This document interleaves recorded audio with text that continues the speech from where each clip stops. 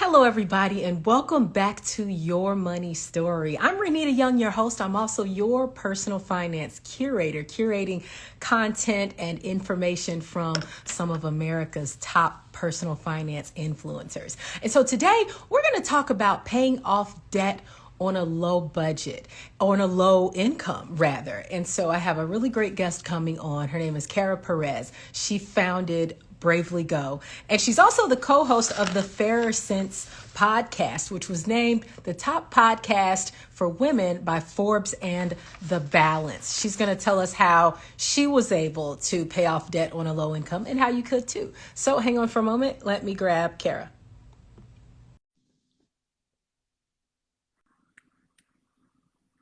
Good morning, Jacinth. I see you.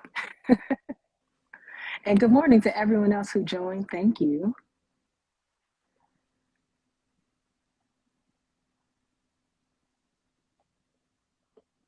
Kara should be coming in shortly. I just accepted the request. Hello, good morning. Hello, you look great. Oh my goodness. Thank you. You too. I forgot that you wear money things all the time. Oh, All that's the good. I time. completely forgot.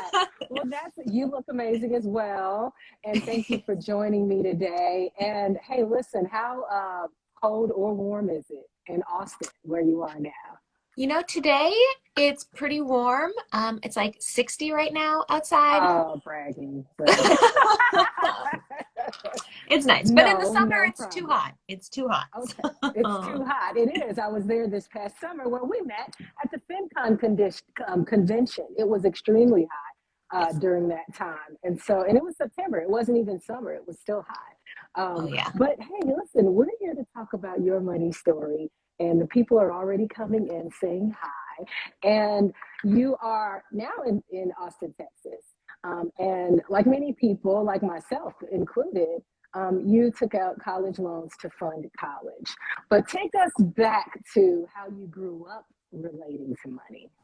Yeah, so I grew up on the East Coast. So to all of my fellow East Coasters, what's up?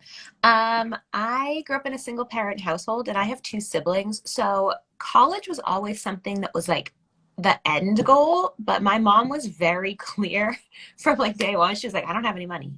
Like, I don't know how Mm. you're going to pay for that. I don't have any money, but like you have to go to college. And I was like, okay, totally fine. That's what student loans are. And like, I'll Yeah. get a job and I'll pay them off afterwards, right? Like, that's what everyone told me. That's what my guidance counselor told me, all these things.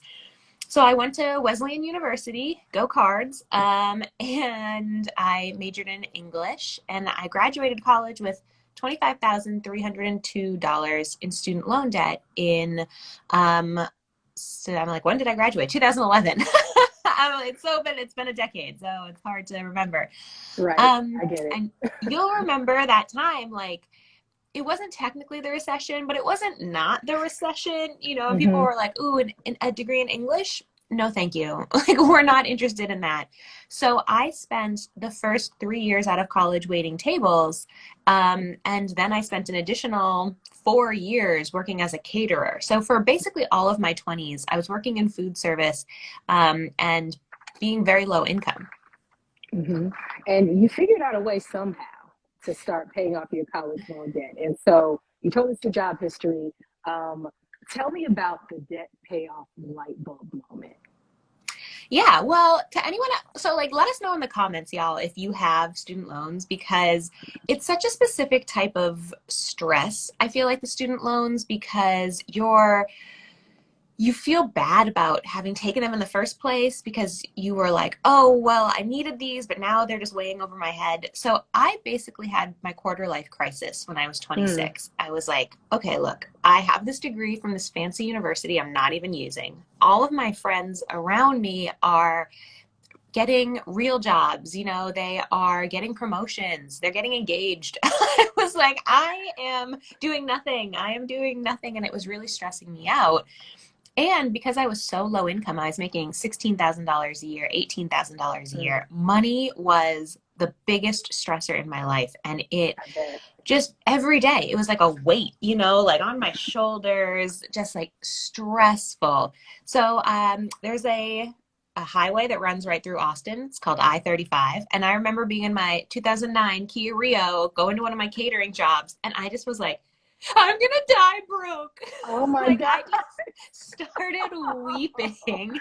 Oh no. I was like, I can't do this anymore. Like, this stress around money and this fear around money is literally ruining my life. So after my catering gig, I remember I got home, it was like 1 o'clock in the morning, and I just Googled how to pay off student loans faster, because I'm a millennial, right? Like, what do you do when you have a question? You go to the internet, You Google it. you Google it. And I just found all these personal finance bloggers. And this was back in the day, this is like 2014. So it's really before like the Instagram has taken off and there's no TikTok. So I'm just finding all these blogs of people who are like, we're paying off our student loan debt, or we're paying off our mortgage, we're paying off all of this kinds of debt. And I was like, oh, okay, other people are doing it. I can do it too. That's perfect. That's a perfect lead into this, because I feel like a lot of people log on to this show and they just want some hope and some reassurance that they can do it too. Mm-hmm. So we're here to tell you that you can do it as well. And so I see someone, financial coach Vanessa, she said her husband had student debt and they joined forces to pay them off. And I'm hoping that you have advice for people who both, can join forces, and maybe they can't join forces with someone right now. Yes. And so let's start that. You have a few specific strategies that you use to pay off debt. What was the first thing you did? So the first thing I did was I had to get organized, because I had 5 different student loans. 1 was from my university itself, and then 4 were federal loans, but they all had 2 of them had the same interest rate, but the other 3 had different interest rates, and they had different payment due dates and different payment amounts. So I knew nothing. I was like, okay, I just got to see what I owe. So I just literally wrote it all down on a piece of paper. And then I noticed when I had logged into my federal loans, they were like, hey, if you set up auto pay, we'll deduct 0.25% interest off of each loan. And I was like, okay, I mean, that's not very much. Be a little more generous, Navient, but I'm so broke, I'll take the 0.25%. Okay. So I set that up, and so I immediately saved myself across those 4 loans, 1% in interest. And I was like, okay, I'm hacking the system. I'm doing it. That felt like a real big immediate win, even though I hadn't like saved anything technically. Just clicking that, signing up for auto pay, felt like a big win. The other thing that I did was get really, really, really serious about budgeting. So like I mentioned, I was making $18,000 a year before taxes. So when you're making that little money, you have 2 options, right? Like, you have to earn more money. I had to figure out a way to earn some more money if I was going to be really serious about debt payoff. But also, I knew that there were a few areas that I hate to say overspending in, but that wasn't essential spending. Like here in Austin, there's a bar called Shangri-La, and they had this thing called $2 Tuesdays, where you could go and you could get $2 for any well drink with 1 mixer. And I would do that every week. And like, it was only $10 because it was $2, but I was like, okay, this could be $10 I put towards debt. So that's where I started. I got organized. I signed up for auto pay, and I looked at my own numbers of what can I change immediately. But how far did you go with that? Did you still allow yourself to have fun? Did you budget in a $2 Tuesday once a month or something like that? I did not. And I really regret that, actually. But I was like full on Dave Ramsey, no fun until you're completely out of debt. And the reason I did that is because I had what I thought was a manageable amount of debt. Like, I wasn't trying to pay off $100K in student loans. At this point, it was like, at that time?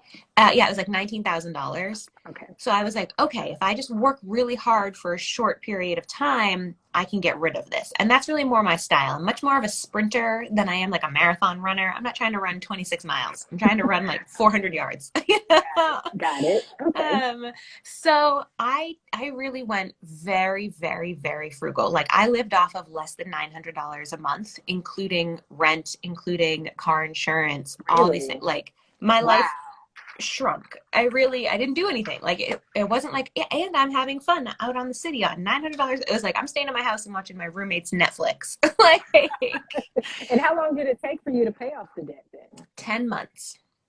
Really? Yes. And you were bringing in a few more extra dollars at the time as well. Yes. But you see what focus and clarity does for you though? Yes, That's it good. was An organization, right?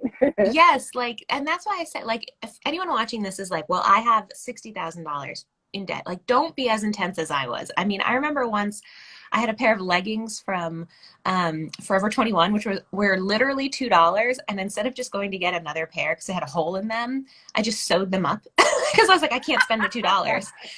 Like, I was really crazy about it. And that worked for me because, like I said, I was really stressed. I was really kind of depressed about my money. So the structure worked well for me.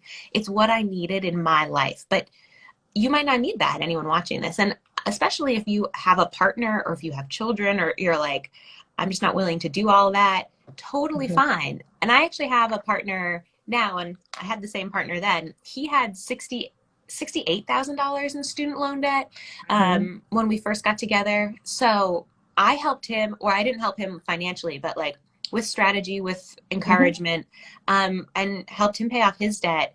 And it was a totally different journey than me. He was not as extreme as I was. He didn't care as much.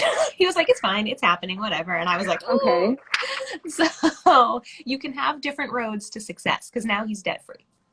Absolutely. And how long did it take for him to get debt free? Yes. So he paid off all of his debt in just over 6 years. Okay. Still a good rate, you know. Hey, I say anything beats the pay a minimum payment for 20 years and then the rest of it forgive. Totally. You know, some people are okay with that, which is fine. And which is why I have this show every week so that people can hear different perspectives and then they choose what's right for them. And I see Clover, thank you so much for joining. I see you in there. She said that your journey is so amazing. And hey, I agree. And so now briefly, let's talk about life after death. I'm sure you've discovered what to do or different things to do, rather, with the extra money that's not going to debt anymore. But like, what is life after debt like for you? A lot of people are still in debt and they want to know what it's like. I can honestly say, y'all, if you're here and you're in debt and you're working on paying it off, nothing feels better than making that final payment. Like, I'm 33. I've done a lot of cool things in my life. I'm like, I've been to the Amalfi Coast. I've been to Scotland. Paying off my student loan debt was hands down the best moment of my freaking life. I had like planned a party because I knew what day I was going to pay it off. I was like, I'm just waiting on this check. The clicking, I was like, oh, and now, like, because I did it online. So I just clicked and I was like, oh, and now I'm debt free. And then like an hour later, I was at Shangri-La with all my friends and I was like, who wants a shot? Hilarious. A celebration. Well, that's good. Yes, it was super fun. You have to celebrate that. You do. You have to. You got to give yourself these moments to be proud and to enjoy your life and to have fun. And then, like, paying off debt, I was like, okay, well, I no longer have debt, but I don't have any assets. Like, I hadn't been investing yet. I had my emergency fund, which was about $2,000, but that was it. So my attention turned to investing. And so I paid off my debt in June 2015, and then I maxed out my IRA for the first time ever by December 2015. Very good. Very good. And so now, what are the different areas where you're investing? Yeah, so I still continue to invest heavily in the stock market. That's predominantly where I put all of my money. My IRA, I have a solo 401k, I have a brokerage account. But this year, I'm hoping to buy a house. We'll see how it goes. But that's my big money goal for this year. So over the last 6 years, I've been saving for a house. And so this is the year. This is my year. Fingers crossed. I hope it happens for you. And so you teach people a lot of these concepts with your videos and different courses as well. Tell people a little bit more about them as well as your podcast. Yeah. So we have all our social media, so follow us at We Bravely Go on all the platforms, and we have our our website, which is bravelygo.co, and there you can find articles and free tools. Like we have a money checklist, and we have an investing 101 free workbook that you can just download and use. So lots of cool tools available. And then the podcast, it's called The Fair Sense, and that is available anywhere you can get your podcast. And that's a little different because we talk about money, but it's less instructional, like here's how to do this. And it's more, let's talk about money in a social context, like what's going on with this wage gap situation, and why do, like one of our most popular episodes was on how much it costs to give birth in the United States. Like what is going on in hospitals and healthcare, and why is it so expensive? So it kind of looks at this big picture money view. Wow, that's amazing. I have to go back and listen to that one. I'm interested. Well, folks, thank you so much for joining us. And Kara, thank you for being here. I really appreciate it. And folks, if you want to learn more about Bravely Go, about Kara, about her team, head on over to Bravely Go's Instagram page, where you can find out all of the other social links, including the website link. Yes, it's all at that, everything else. All at that link in bio. On the page. And so, hey, folks, this has been Your Money Story. I'm Renita Young, and have a lovely day.